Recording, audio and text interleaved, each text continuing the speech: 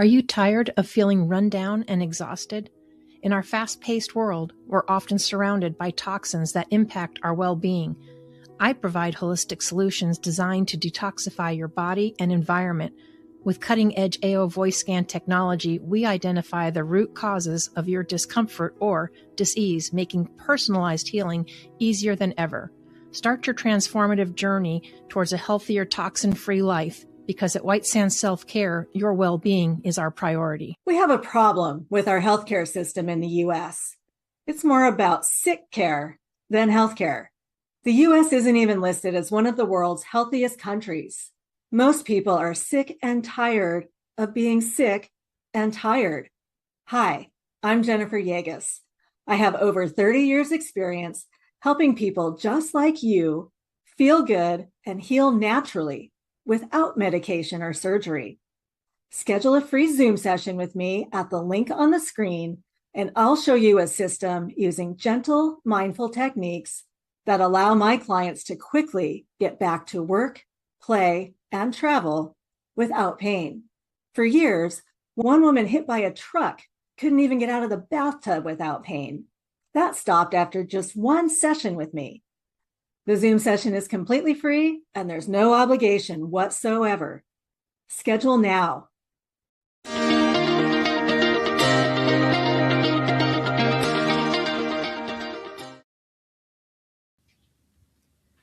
Well, welcome everyone to another Mindful Monday.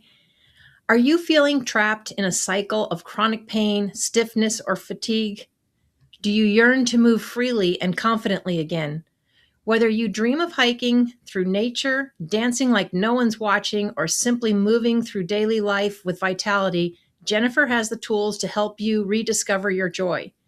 Jennifer Yagos is a Guild-Certified, I'm probably going to mess this up, but Feldenkrais Practitioner? Okay, Feldenkrais Practitioner and seasoned health coach for over 30 years. Jennifer merges mindful neuroscience with gentle brain-body retraining and energy healing. So I hope you are ready to stop existing and start thriving. Jennifer, thank you for joining us today. I'm such a pleasure. I love it when people are of the same mindset, and I know you're about mindfulness and self-care, and I have to agree with you and your thing that I believe we'd have very much a sick care health. Yeah, it's not health system. It's a sick care system. So, but thank you for joining us. You're welcome. Thanks for having me. Yeah, absolutely. So can you start by telling us how your journey into the coaching began and what inspired you to specialize in helping others in chronic pain and movement challenges? I've always been interested in helping people thrive at whatever they do. And as I got older, I realized that that was going to come from the health perspective. I started out helping people with gymnastics as a teenager. I was mentoring my fellow gymnasts, and that was a lot of fun. So I was always very interested in movement. In the process of my being a gymnast for 10 years, I had some injuries, and those followed me into college. I started studying in college to be an occupational therapist, and then I morphed into doing some health and human sciences as well as exercise science. Mm-hmm. Through all of that, the classes were, having me experience what the Western medical world was like, whether it was through the exercise science or the therapy. And I noticed that this wasn't helping my shoulder pain that had been, following me into college. So I started exploring alternative health. And when I met my first Feldenkrais practitioner, she did an hour-long session. And afterwards, I had no pain in my shoulder. And not only that, but I was walking easier. So I had just moved downtown to Seattle, and I had done these hills many times, so I knew what kind of effort it took. And I was just floating up that hill after this one session. It was amazing. So can you tell us what exactly is Feldenkrais? Because I have never heard of that one. Yeah, and you pronounced it perfect. Yeah, it's named after Dr. Moshe Feldenkrais. In the 1920s, he started working on himself. He was born in 1904 and had multiple knee injuries from playing soccer. And back then, the doctors told him there wasn't much of a, or there's like a 50-50 chance that he would either heal from the surgery or walk with a cane or a wheelchair for the rest of his life. In the meantime, though, he was doing martial arts and studying science. So he took that a little bit further into studying the body and was able to overcome his knee pain. Now, people were watching this and said, "Oh, can you help me now?" And so eventually in the 1970s, he came over to the United States after teaching in Europe for several decades. I met a teacher, well, actually, the teacher in Seattle referred me to one of Dr. Feldenkrais's first students here in the States. Wow. So I learned from him. It's a 4-year program. And to get more down to what it really is, sorry about that, I got in the story there. Nope, Was, you're okay. yeah, so it's really unique in that it reprograms your nervous system so that you're learning how to move. You know, you can be told to sit up straight or to walk straight or to put your shoulders down, but it's very infrequently that you really learn how to do it. So we teach people through, us as a profession, teach people through movement lessons how to rediscover their youthful movement from a developmental standpoint. People build habits as they get older. Those can interfere with comfortable movement. So we retrain all of that, and it sticks. It helps to practice these movements, retraining the brain, and making those new patterns stick with practice. Nice. Nice. Yeah, I was just curious because, and I've heard a lot about, resetting, and a lot of it comes down to our whole nervous system or a dysregulated nervous system. I've had another guest on that was talks about our nervous system being dysregulated, and that's kind of where a lot of our pain and ailments come from. And I think your system there also works with that as well, right? It does. It does. In that our our emotions or feelings can change our body shape, and vice versa. The way we hold ourselves can bring on emotions. So it's a kind of a dance between the two. And of course, we have the traumas that come in that can really have that effect as well, of making the body not move as well, making people feel unattached from their body. And as you're doing the movements that I teach, the body definitely does down regulate. Stress can go down, sleep improves, and it's pretty amazing stuff. Yeah, it's incredible what the body can do. So was it the injuries then when from gymnastics, the injuries that you had, is that what kind of pivoted you more to learning about the movement and ways to heal naturally, or? It was something. It just kind of was a guinea pig opportunity to realize that this alternative medicine is or healing process is what helped me. Now, originally, why I chose it was when I was studying occupational therapy in college and doing the internship and watching the therapists work with the students or the patients, there was very little interaction. And, I was just thinking there's got to be something more than this sick care running in, checking off some boxes in a chart. Right. What else is there? Yeah. So when I came out to Seattle, Washington, I had heard that it was a hotbed for the alternative healing. So I came out here with that intention to figure out how can I help people better. Nice. Nice. I did not know that. I've been to Seattle, but I did not know that about Seattle. Can you share like maybe a pivotal moment then in your career that reaffirmed your passion for becoming a Feldenkrais practitioner? Yeah. So I was, and this is years into my being a practitioner. I had been a practitioner for 13 years, and I went back to college to get a physical therapist assistant degree, and and I finished my human development and family studies degree. So all of that human development plus the physical therapy was really great with reinforcing, for example, how to make sure that I'm taking care of post-surgical recovery the best, knowing the precautions and all of that. So that was great. with learning the traditional medicine. But what drove me nuts was people telling me during my internship, "You're not hurting me enough. You must not be doing this right," when I was, just trying to pass the tests for the physical therapist assistant. So the Right. reason I did that was in the past was to be able to bill insurance doing Feldenkrais. We had to have a certification. Feldenkrais was recognized under insurance as a very effective way to heal the body, but you had to have other degrees. And so I was going through the that physical therapist assistant training, and what was pivotal about that was I was realizing they were not teaching people any of this gentle approach, combining the brain and the mindset and the body together to heal somebody. They were isolating body parts. If you had something wrong with your knee, you had to have the referral for that. But if your shoulder also hurt, you had to go back to your doctor, get another referral, come back in, get evaluated, and then finally get going on your next treatment. Versus the Feldenkrais method, you come in with knee pain. Well, you know what? It might be because of the way you're holding your head, or just, maybe your shoulder is being held incorrect or in a way that isn't supporting your knee. So we go into treating the whole body every single time.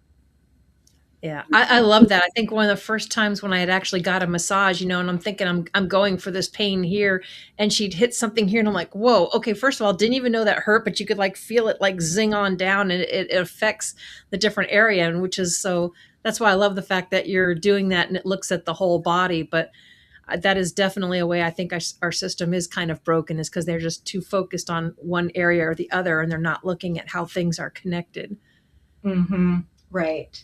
And Yeah, not that nobody does, but it's pretty rare going through the traditional colleges to get that kind of yeah. education.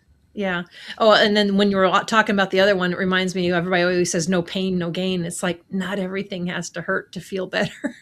Oh yes, we specifically, as a profession at the Feldenkrais practitioners, less pain, more gain. Dr. Feldenkrais would say it all the time. Less pain, more gain. If you have less pain, your body's going to learn less pain. If you have no pain, your body will learn no pain. So there are ways that we can change the movements to be as comfortable as possible for the person to absorb that feeling of ease. And Mhm. that's what starts to reverse chronic pain cycles. Our body can get stuck in chronic pain. It's not on purpose, it's just there to guard us and or to protect us, and then as you come in and do a Feldenkrais lesson and feel the ease and feel the discomfort fading away, that cycle starts to perpetuate and it replaces the chronic pain cycle. Wow. Yeah. It's Mhm. amazing how everything's connected. So what type of classes do you offer? And how do they cater to individuals? Because everything's different. And that's one thing I hate, is when you go to place and they want to treat everybody the same, but we're not all the same. Right. Yes. Yep. I do teach online classes since the lockdown. I moved my class to online, and when the world opened up again, people were pretty excited about not having to drive and find parking and pay for gas. So we kept it online, and it's a very gentle verbally guided. I bring them through specific movement sequences designed to reorganize and realign the body, really from a skeletal point of view, and our muscles and um, fascia and all of that relate to the bones. So once we are in that alignment and have our foundation of support, everything can just really nicely fall into place. So anybody with the cool thing is that each lesson, since it addresses the whole body, can improve anything.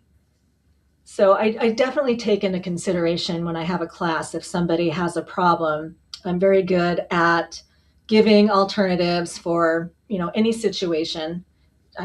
Talk to me before the class. I'll make sure you're taken care of. And otherwise, my students are, they say to me, "Do you work for the CIA? You just picked the perfect lesson for me to take."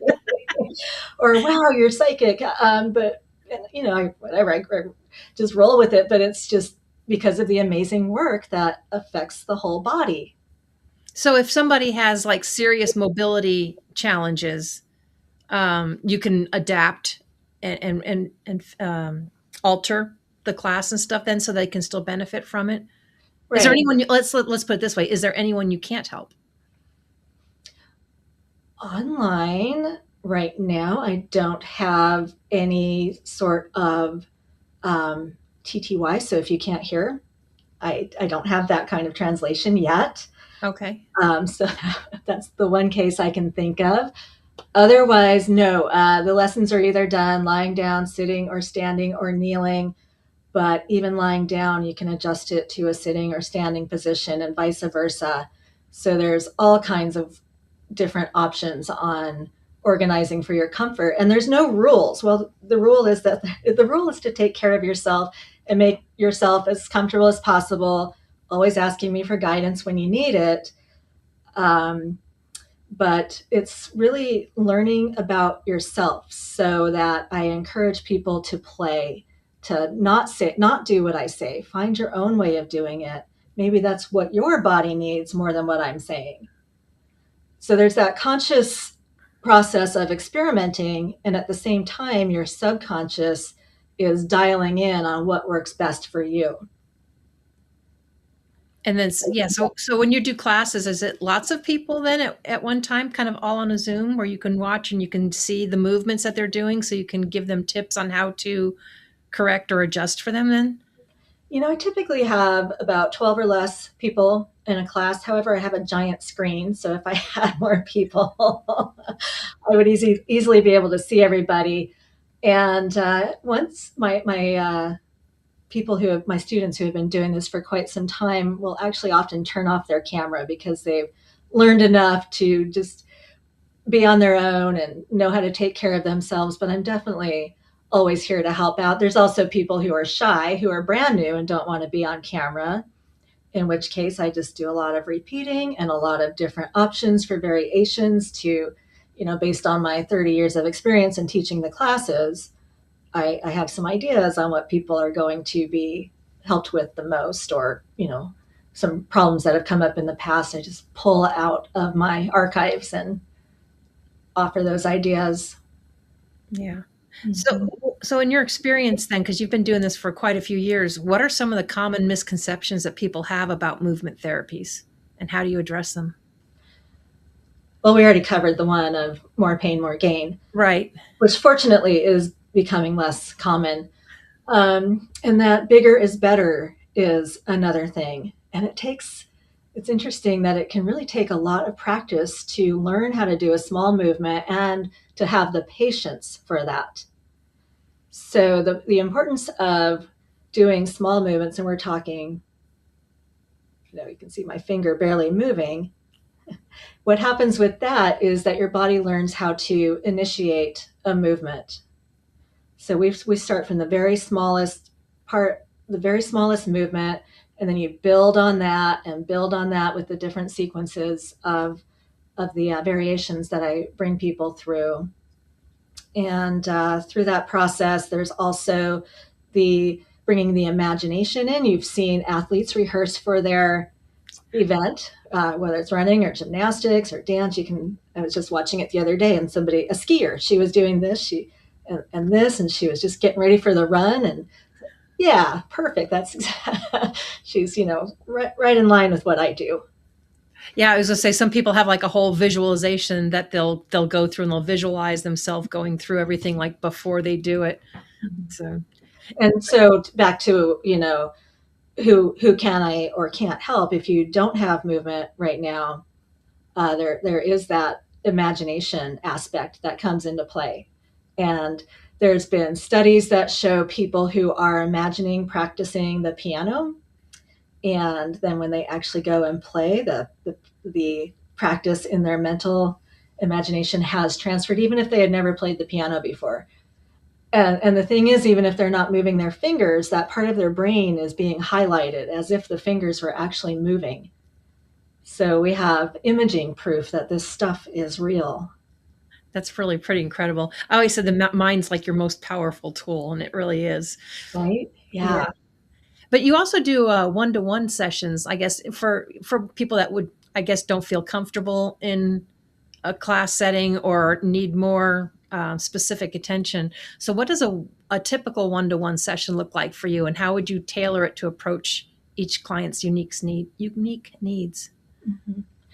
Right. So what I would do with each person is bring them, usually we go into movements that I think would be helpful for them. And what's great about this, if they really aren't getting it in the class, and I'm glad you brought this up because I was going to, you can come and see me online, and specifically I'll point out, well, this is what you're doing different from what I'm suggesting you do now. Is this really what's best for you? Or, bring in this concept of you're really not going small, or you're really not going slow. Which again, takes a lot of practice, and people will say, really, I'm not? No. But beyond that, even though every lesson does affect the whole body, there are some that certain nervous systems love more than others. So with the one-on-one, we can tailor into finding more of what people like. I'm happy to record the lessons for the people, my students, so that they can practice on their own and have their own library to continue healing or to maintain. So the more you do a lesson, the less often you have to do it and the less amount of time, so that you can get little tune-ups in 5 seconds or a minute, and even in the imagination, because your body has been there before. Sort of like muscle memory, but more like Right. system memory.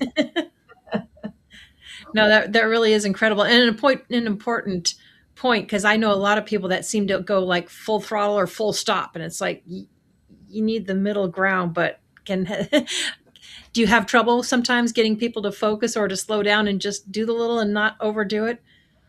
The slowing down, for sure. Now, there are certain cases where the slow actually isn't better for these people, for some people. But the thing is, as long as you know what you're doing, you can do what you want. So if you're aware that what small is, and that's just maybe, some kind of hitch is in your joint today and it's not working for you, then we'll go big. But I want you to have the awareness. So basically what this is boiling down to is practicing awareness. And the verbal group classes of the Feldenkrais method are called awareness through movement. So Yeah. you're tuning in. I worked with someone a while ago where they were, talking about different things and like the posture and how posture can change certain things. And after working with her, I would always have it kind of in my mind, because all of a sudden I'd start to have like a lower back pain. I was like, wait a minute. And I realized I wasn't, I wasn't sitting correctly, or I had slid. So, yeah, I would say awareness is probably a big part of that too.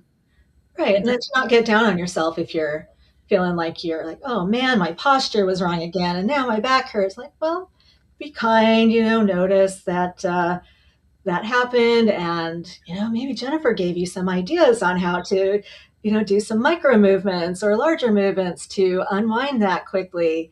And awareness is a practice. Even I can lose track sometimes. You just gently invite your attention back to yourself.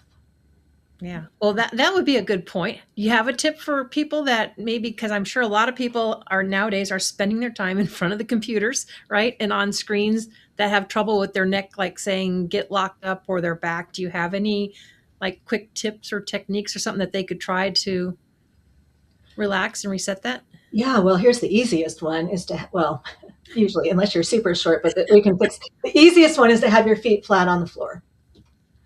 And if they can't be, find some sturdy blocks, not one of those things not a tilt support. You might have seen those that go under the desks, but flat. And the reason for that is then you have the foundation of support. We have more gravity and forces going through our spine when we're sitting than when we're standing, and we need to have that foundation. And that's actually something that really helped my shoulder a lot. During my Feldenkrais training, I was working for doctors, typing notes, and I was shown how to sit correctly with my feet, and it's like a huge difference. And another thing is to not sit too tall. There's no squeezing the shoulder blades back. There's no lifting of the chest and holding the belly in. It's all about finding your bones for support. So I could show you one thing that you can do. It's just a gentle rocking. Let's see here. So it's like a slouching and then a coming up. So my pelvis is rounding and then coming, I'll come down this way and then this way. And then I make that smaller and smaller until I feel that my front and back are working pretty evenly and my feet are flat, my pelvis is there. So we're finding from that's just a very basic, and it can work. You can give it a try and, see if that's enough for you to find how to go into a slouch and out of a slouch. Feel here how you're not going to be here all day easily because your back muscles are working so hard compared to just a little bit less. And a funny thing about this one is that when I get people into that muscle evenness front and back and really balanced, they feel like they're slouching. And they'll do a screenshot or take a picture if we're in person. I can do this in person as well. In my area, I have a couple of clinics, but I'll take their picture and they're like, wow, I'm straight. Not slouching at all. And I could be here for hours and not get tired. Well, and that's great because obviously, as we're watching you do that, you don't need a lot of space, right? So it's not like you have to like clear out your desk, and it's not a whole lot of movement. It's something someone can easily do, right in front of their desk, just to help correct that. Right. So. And just a little tip, if you are gonna, anyone watching this or you are gonna practice this, let's add in the eyes so that slouch, the eyes go down, and then as you get taller, the eyes go up. You're just rocking on these round sit bones. Okay, and then pause. And then we're going to go opposite. So you'll do the same thing with your body with the slouching, but your eyes are going to go up when you get shorter. And then they'll go down when you get taller. Staying in an easy range, so you're not necessarily going to go as big as me. If it's comfortable, you can. Eyes up as you get shorter. And then rest. It's easier going the other way. And you might already feel, I don't know if you feel a settling after doing that. Maybe your shoulders are finding your support better. Yeah. And then we go to the original way of eyes following the head.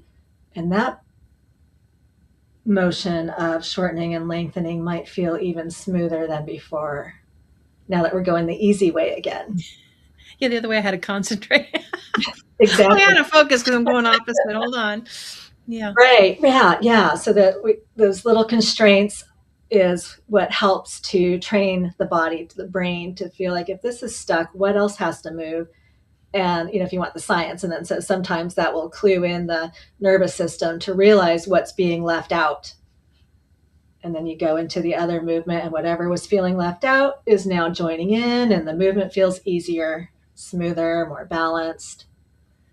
Mm-hmm. Nice. I like that. Something good and easy you can all do while you're stuck in front of your computer. I know we all spend way too much time in front of the computers nowadays. Yeah, and if that was not easy for you with your eyes, definitely practice that. Even if you just do your head and eyes together and opposite, we're not jamming the eyeballs into the edges of the sockets or anything. That can really help to rebalance the neck, or to take strain out of the neck, to help it balance on top of your shoulders without a lot of effort, because the eyes are very connected to the tone of your whole body. And especially, right here, since we're at the base of your skull, since we're moving right there with the eyes. Yeah, that's so definitely what I'll have to work on. And the reason I suggest people work on that is that when we're babies, our eyes are all over the place. And in fact, for a while, we can't focus very well. So the eyes and the head are very much independent of each other. And then we start to focus on things. And, obviously, as we are looking at our screen or even a book or whatever, our eyes are moving, our head isn't moving, or vice versa. And we lose that ability to have the smoothness of the eyes going with or opposite. the head. So really good to reconnect with that. It helps you react quicker in the real world. So it helps with balance and coordination. Nice. That's important too. Yeah, because I know a lot of people will struggle with that. It's amazing what we change and get used to. Yet we had it so much more when we were younger, right? But then you lose it when you get older. Mm-hmm. Yeah. Right. Jennifer, can you describe maybe a success story to us that stands out to like a client that it really transformed their relationship with their body through your guidance? Yes. Well, you showed me before we started here. That was amazing. That woman who could not even get out of her bathtub. She was in so much pain and felt unbalanced. So she didn't feel safe as well as being in pain. And, she worked with me and she just couldn't believe how mobile her pelvis had become, and all of her bones allowed for that lifting while she had the support. So that was amazing that she made that progress to begin with, and then we worked more on her stamina and her walking and being able to unwind. And I have helped several people avoid knee surgery, which is so exciting. So they come in and their doctors are telling them either they're bone on bone or have something floating in there or a little bit of a tear. And what happens with as they work with me is they become more in tune with their body, pay more attention to how they're using themselves, as well as, again, that subconscious learning how to do things for you. Basically your better posture, better movement becomes more um, second nature. Wow. That's funny you should mention that because I was just on the phone with a friend today where she's got a friend that they're talking about having to do another knee surgery. He's already had like 2, 3 knee surgeries. So yeah. Do you have a specialty out of all the things? I mean, I know you can pretty much help. But what's your? I wish to say what's your jam? Well, yeah, knees, shoulders. A problem with the knees and even the shoulders is we don't we never relearn how to walk. We just assumed that we learned when we were, a baby or toddler, and that's all we have to do. We can just go blindly through life now and assume we know how to walk. I teach all my clients how to walk, and we come back to it often. So, there's a certain way that balancing over your foot is going to be better than others, and it's different for everybody, but usually it's, being more in the middle of your foot uh, Mhm. Yep, you got it. versus out to the edge. uh, Oftentimes shoes will push people inward or outward, so they're unbalanced there, but even barefoot I can see people doing things that I'm like, well, if you've been doing that your whole life, that's not been supporting your knee staying healthy. So we uncover the things that aren't supporting health of the joints. So you And basically you can tell by their stride and how they're walking and how they hit the floor when they're yeah, walking. hmm yeah, and that's fairly easy to retrain.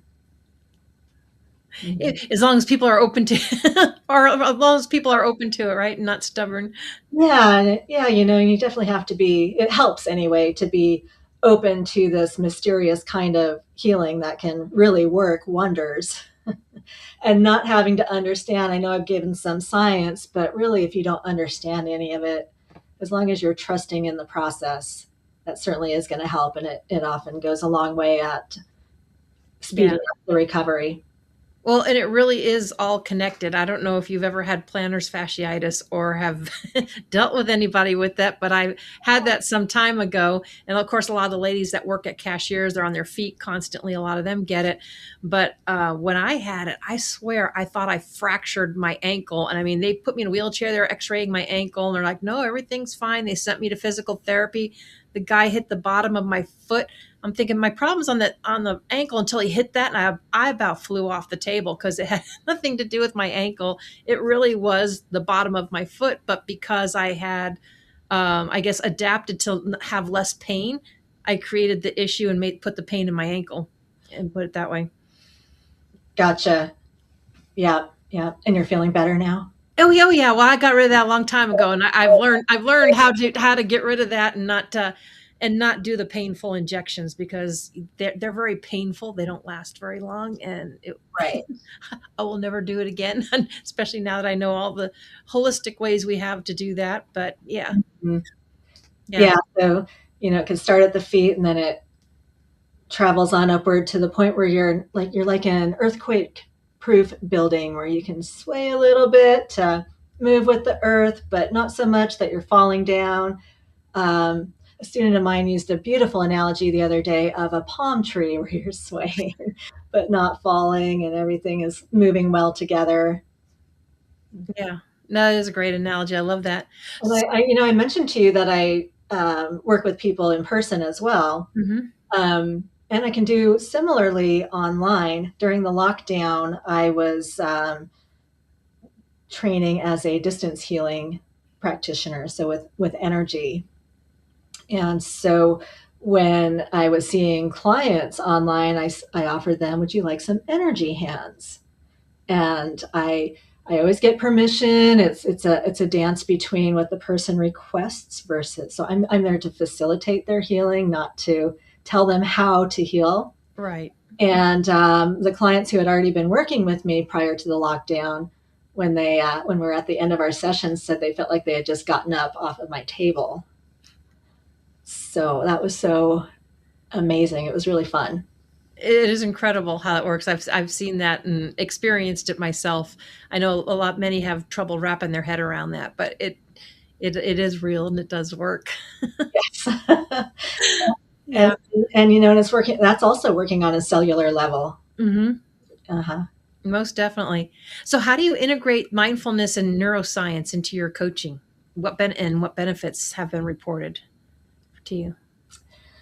The awareness, as I was saying with the Feldenkrais, goes a long way with creating change. I also have some practice as a neurolinguistic programming coach. And I went to I guess you would call it a new level with John Grinder, who was one of the founders. Has taken it off into a spin of not so much, people used to get a little bit scared of it being like, oh, you're going to trick me into buying something or something like that. You might have heard some of that stuff. What John has gone into and his partner, Carmen, is reprogramming the subconscious all the way down deep into the archives. And I guide people, I guide people through imagining and tapping into that and teach them ways to continue with the positive thinking. So we really focus on what words they're using, the scenarios. I teach them how to remain open to allowing what could change them, like just being open to the awareness of the possibility of something coming in that they might not have noticed before. That's like, oh, that's the answer. So that combination of being open to noticing your surroundings, even on the subconscious level, from that regard of something coming into your thoughts or awareness, as well as that awareness of movement. And, the Feldenkrais for me is a lifestyle. Right. When I learn about the awareness and I learn about the experimenting of movement, and during the experimenting of movement, providing options to my system, I do that with life. How can I experiment with this? What other options are there? What feels like it's working the best? What's serving me the best now? What should I get rid of? What should I let go of? So definitely I'll bring that into my clients' awareness as well when I feel it's appropriate.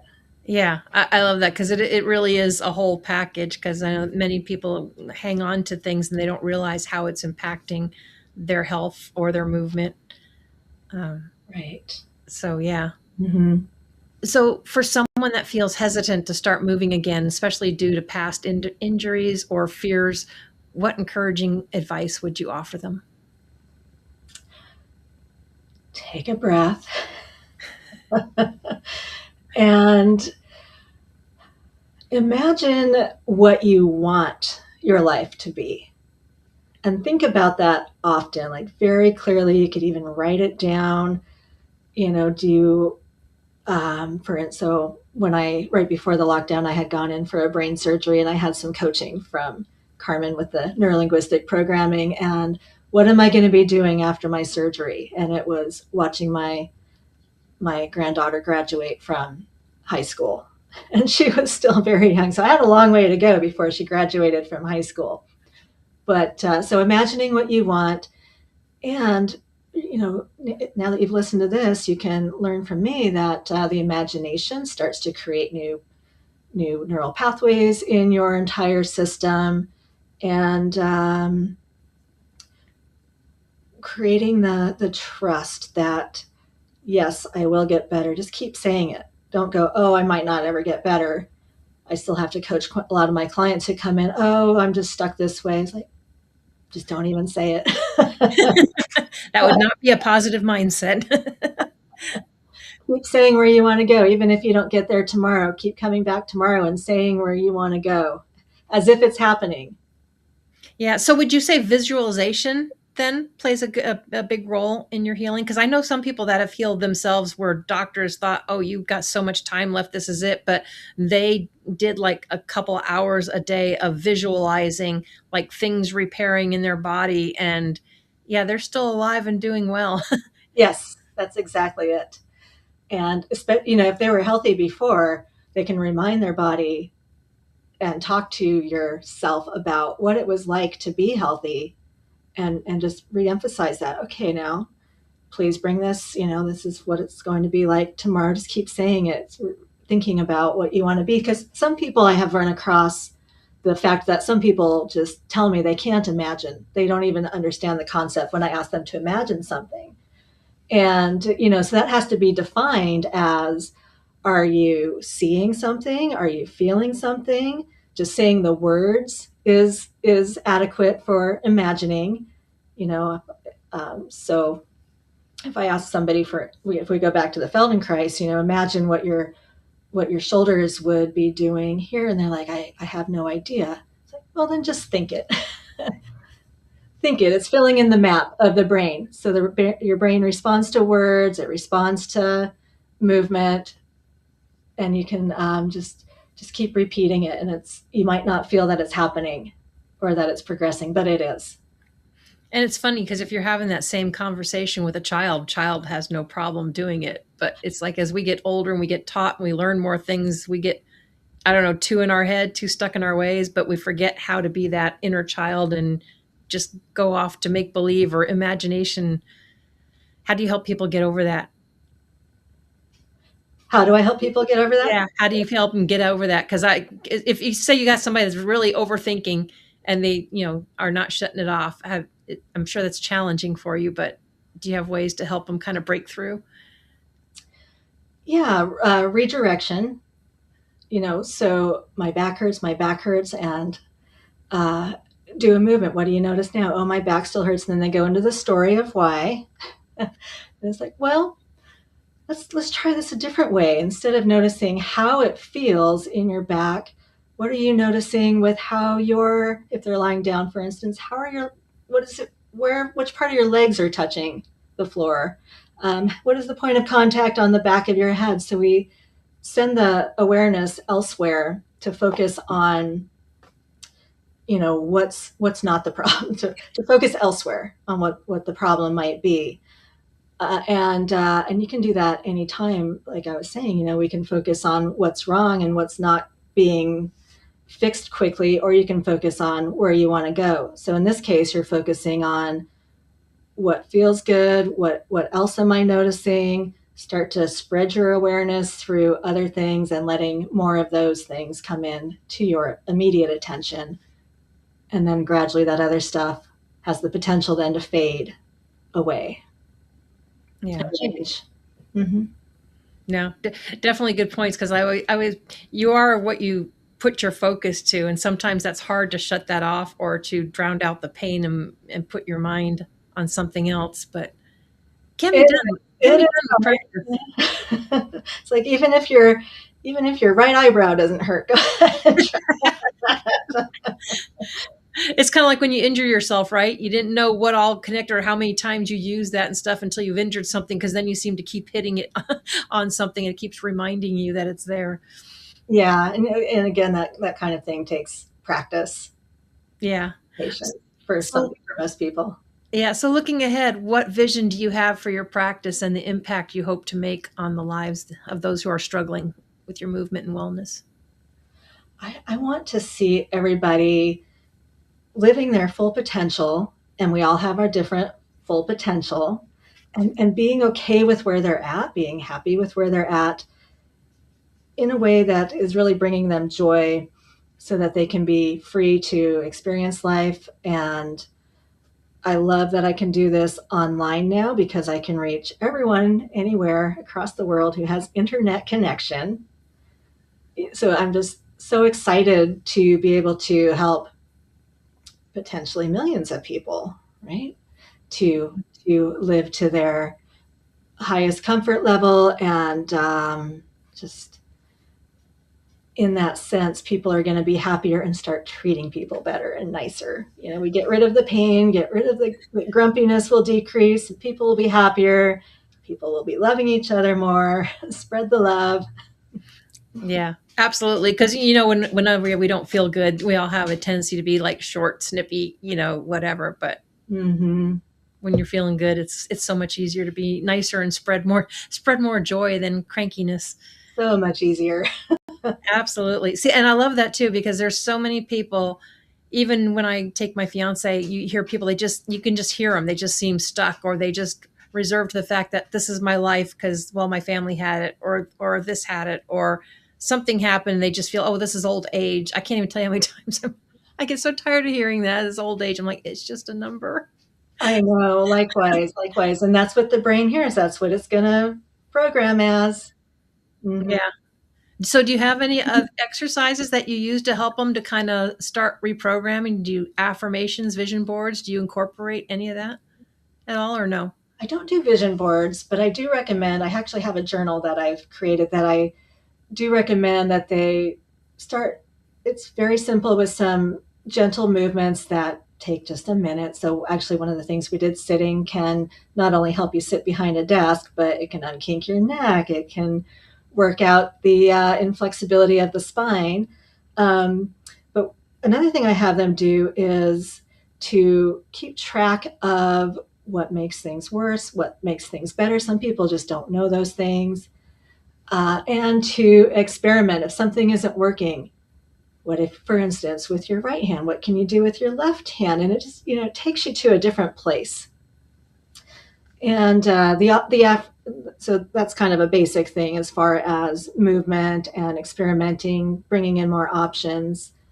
But I also will have people putting a picture on their mirror of what they love to do, so they see that every day. And if there's words, we'll either work together. Some people already know which words bring them joy already.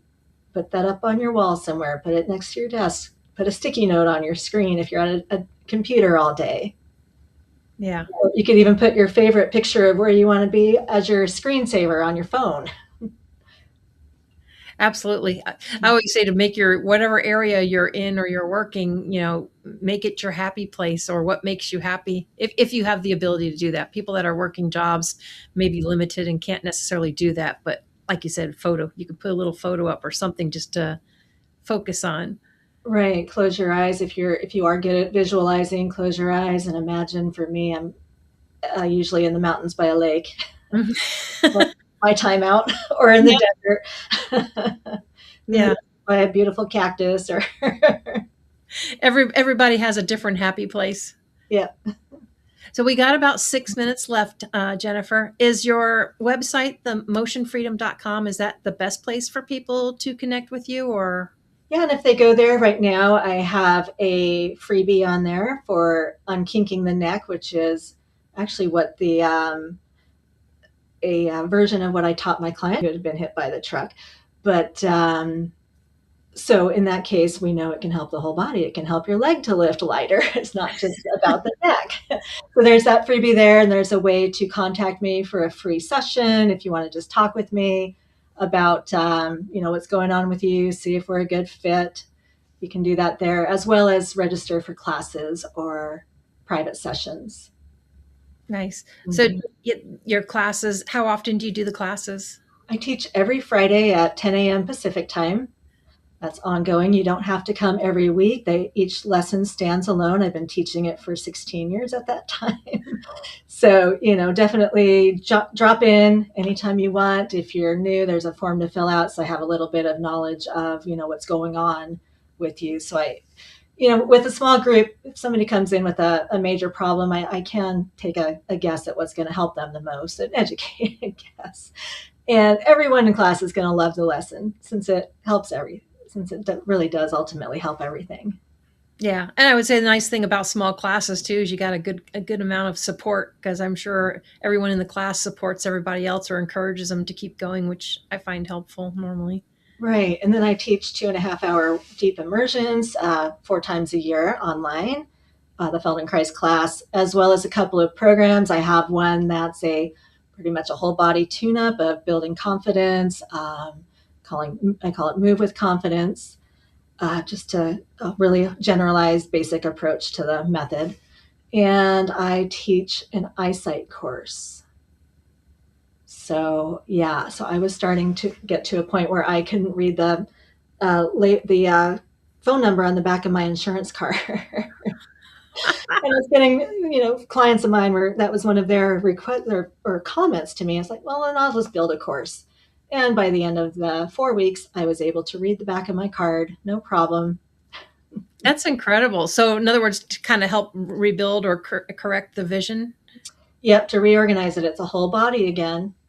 It's the whole body, and it has also helped people relieve their headaches were alleviated. 2 people have gotten rid of chronic vertigo by doing the course. Yeah. Wow. Mm-hmm. Yeah, really incredible what you can do. We have a couple minutes left. What would you like to leave everybody with today? Don't give up. Don't give up. If you do need help, if you're struggling with your exercise, your physical therapy, really consider opening up to something more holistic. Reach out to me. If we're not a good fit, I have recommendations that I can, give you for otherwise. But really just be open to not giving up on your journey if you are having discomfort, or even if you're not discomfort, if you want to do maintenance, this is a great way to maintain your body. Many of my students, like I said, have been doing this for 15. I said I've been doing it for 16 years at this one place. Or anyway, so they've been following me the whole time, just as maintenance to stay young. So you Yeah. don't have to be in pain. Nope. It's always nice to not be in survival mode because we should be thriving and not just surviving. And if you want to go to high level athlete mode, I can do that too. I absolutely love the work that you're doing, and I love that you can do it in person or online. I know lockdown shifted a lot of things, but I think it also opened the doors for a lot of people and opened up possibilities for them. So Mm-hmm. Yep, I've had athletes and musicians, or not athletes, musicians as well, and actors. So I love working with the whole range of the people. It keeps it, I like the creativity. It makes my job fun. And I really just love helping people and seeing the big smile on their faces at the end of our sessions. well, yeah, especially if they've like that horrific car accident and been in pain. It's always nice when you can see someone just be able to function again and not feel stuck. Absolutely. Yeah. Well, Jennifer, thank you so much for taking the time and joining us today. So, if there's anyone out there watching, or it's someone you know that is watching that has been just like surviving or struggling, feeling stuck, reach out to Jennifer. She can be a huge help for you. And it, it never hurts to find out and see if you guys are compatible. But me personally, I always prefer holistic over being surgeries and stuck with needles. So yeah, Absolutely. Yeah. definitely give it a try. Well, everyone, thank you for joining us. I hope you have a beautiful rest of your Monday. Have a wonderful week, and we will see you all next time.